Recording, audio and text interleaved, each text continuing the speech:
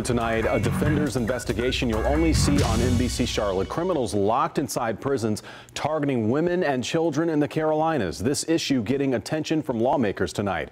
Look at these pictures showing convicts with weapons posting photos to social media from inside prison walls. People smuggling the inmates' cell phones, allowing them to terrorize people out in the public. Defender Mark Boyle joining us now with more on this story. Mark.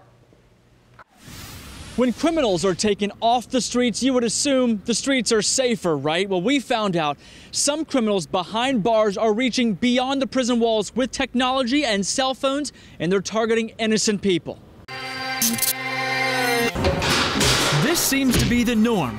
Pictures posted to social media of inmates in their cells with cell phones in hand. Smokes, drugs, even inmates with smuggled in crab legs. And they're posting all of their antics to social media. That is unfettered access to the outside world that allows these folks that are incarcerated to continue their criminal ways from behind bars. Brian Sterling is the director of the South Carolina Department of Corrections. He describes it as out of control. The pictures are one thing, but when the inmates use cell phones accessing social media to orchestrate crime, it's something else.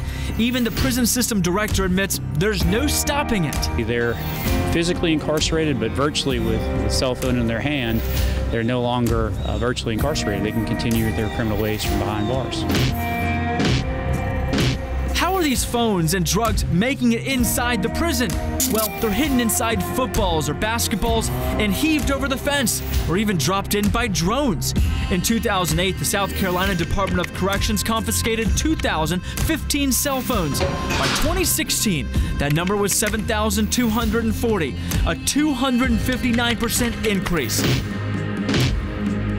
And inmates use those cell phones to contact people on the outside, even setting up hits on innocent people from inside the prison. This post shows a convicted sex offender was friending women on Facebook while in his cell using that contraband cell phone. We would have to have a very robust defense system, kind of like Israel has, like a Golden Dome defense system, if we were going to stop this stuff. So how do you stop this? Well, Director Sterling wants the FCC to create a cell phone-free zone at the prisons where cell signals won't work, creating an invisible fence. I would make the cell phone no more valuable than a paperweight. And the director of the South Carolina Department of Corrections says he will continue to work with other leaders to try and get the FCC to make some changes and perhaps have those changes in place by the end of this year.